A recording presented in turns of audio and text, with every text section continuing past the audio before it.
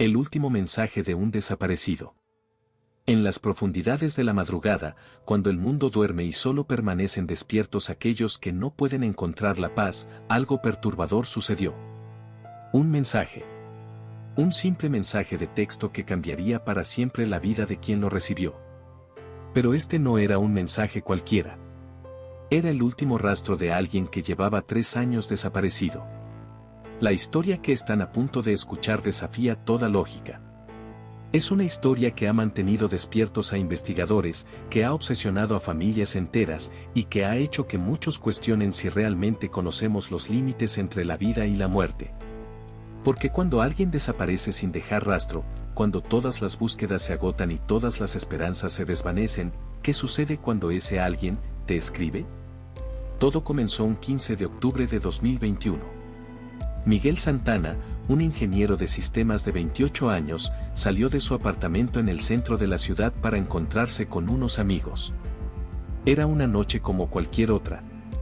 Había quedado en un bar conocido, un lugar donde había estado cientos de veces antes. Sus amigos lo esperaron hasta las 11 de la noche. Miguel nunca llegó. Su hermana Carmen fue la primera en notar que algo andaba mal. Miguel era obsesivamente puntual, casi enfermizamente responsable. Cuando no respondía sus llamadas a las 2 de la madrugada, supo que algo terrible había ocurrido. A las 6 de la mañana, presentó la denuncia por desaparición. La investigación policial fue exhaustiva, pero infructuosa. Las cámaras de seguridad del edificio mostraron a Miguel saliendo a las 8:30 de la noche, caminando hacia la estación de metro más cercana. Después de eso, nada.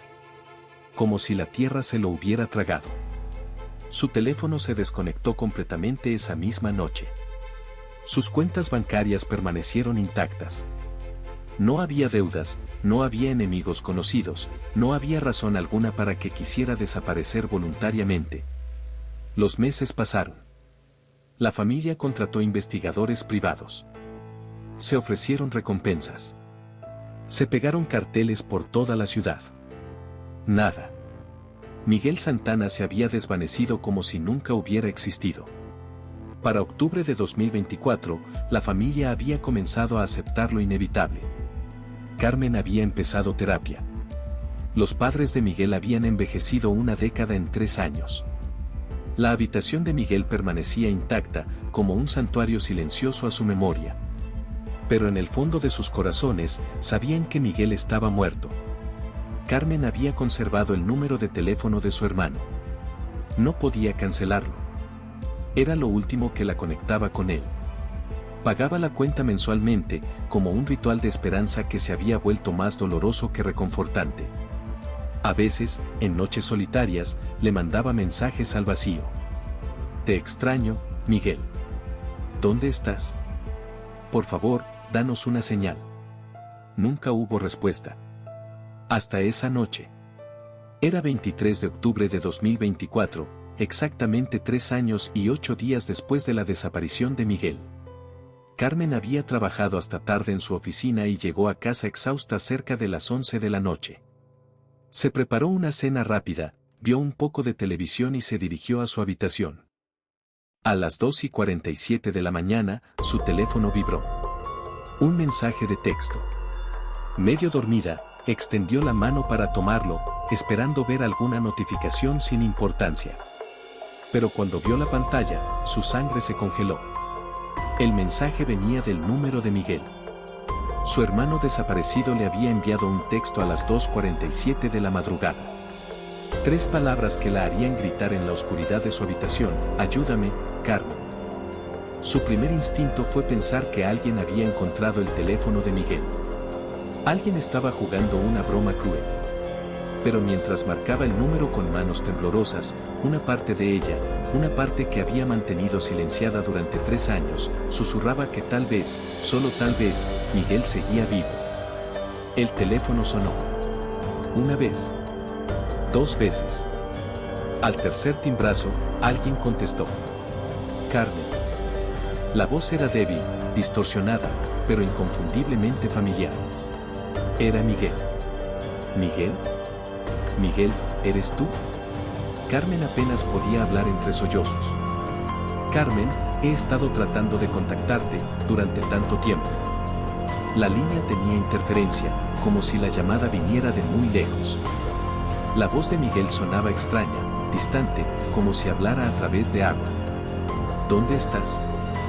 ¿Qué pasó? Hemos estado buscándote durante 3 años. No lo sé. Carmen, algo está mal, no puedo recordar, pero necesito que sepas algo importante.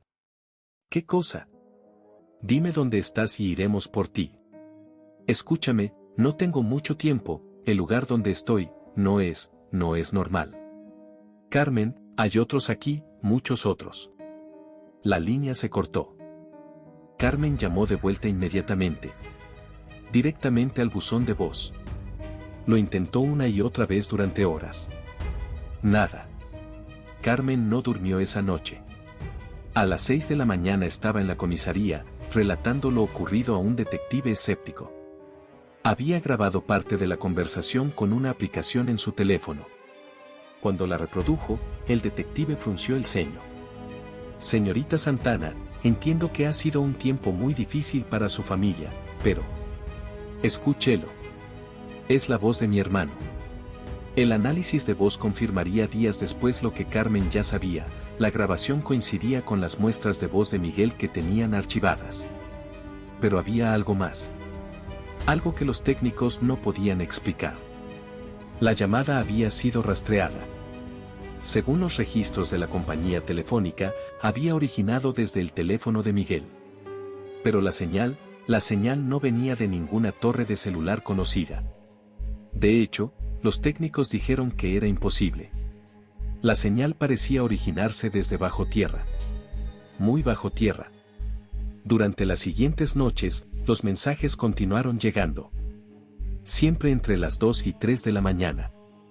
Siempre fragmentados. Siempre desesperados. Carmen, el lugar está oscuro, siempre oscuro. Hay puertas, pero no llevan a ningún lado. Los otros, algunos han estado aquí décadas, siglos. No envejecemos aquí, pero tampoco vivimos. Cada mensaje era más perturbador que el anterior. Miguel describía un lugar que parecía existir fuera de la realidad conocida. Hablaba de pasillos infinitos, de susurros en idiomas que no reconocía, de una presencia que los observaba constantemente. Pero lo más escalofriante era cuando hablaba de los otros. Según Miguel, no estaba solo. Había cientos, tal vez miles de personas atrapadas en este lugar. Personas que habían desaparecido a lo largo de décadas, todas compartiendo el mismo destino inexplicable. En su mensaje más largo, Miguel logró explicar lo que recordaba de la noche de su desaparición. Había salido de su apartamento como siempre. Había caminado hacia el metro. Pero en el camino, había visto algo extraño. Una puerta en una pared donde nunca antes había habido una puerta. La curiosidad lo había vencido. Al acercarse, la puerta se había abierto sola. Del otro lado había visto un pasillo largo y débilmente iluminado. Sin saber por qué, había entrado. La puerta se había cerrado detrás de él, y desde entonces, no había podido salir. Pero había algo más. Miguel había comenzado a recordar otros momentos, fragmentos de su infancia. Otras puertas. Otros lugares. Se daba cuenta de que este lugar, esta prisión dimensional, había estado conectada con él toda su vida. Como si lo hubiera estado llamando, esperando el momento adecuado para reclamarlo. Y había algo más terrible aún. Miguel había comenzado a entender que no había llegado allí por accidente. Había sido elegido. Seleccionado. Y ahora, al contactar a Carmen, había puesto en peligro a su hermana. El último mensaje llegó una semana después. Esta vez, la voz de Miguel sonaba diferente. Más urgente. Más desesperada. Carmen, tienes que escucharme. No debes buscarme. He cometido un error al contactarte. Ellos saben que he estado comunicándome contigo. Están enojados. ¿Quiénes son ellos, Miguel? Los que nos mantienen aquí.